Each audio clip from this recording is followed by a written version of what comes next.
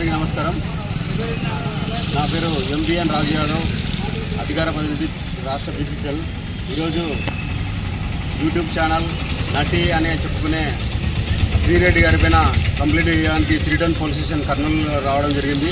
ఎందుకనగా శ్రీరెడ్డి గత ఎలక్షన్ల ముందు కానీ ఎలక్షన్ల తర్వాత కానీ నారా చంద్రబాబు నాయుడు గారి పైన, వారి కుటుంబం పైన, అలాగే డిప్యూటీ సీఎం అయిన పవన్ కళ్యాణ్ గారిపైన, హోంశాఖ మంత్రి అయిన పొంగలపూడి అనిత గారిపైన విపరీతమైన దిగజారిన మాటలు మాట్లాడి వాళ్ళ కుటుంబాల్లో కానీ లేదంటే సమాజం తల దించుకునే విధంగా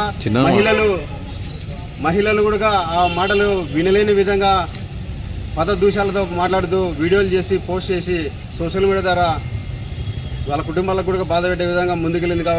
కావున ఈరోజు అలాంటి చీడుపురులని ముక్కతోటే తుంచాలనే ఉద్దేశంతో ఈరోజు 3 టౌన్ పోలీస్ స్టేషన్లో శ్రీరెడ్డి గారి పైన కంప్లైంట్ చేయడం జరిగింది.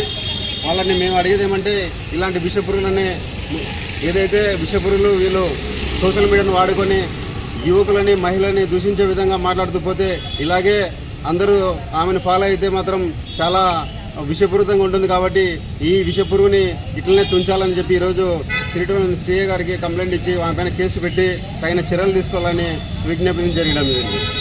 ధన్యవాదాలు.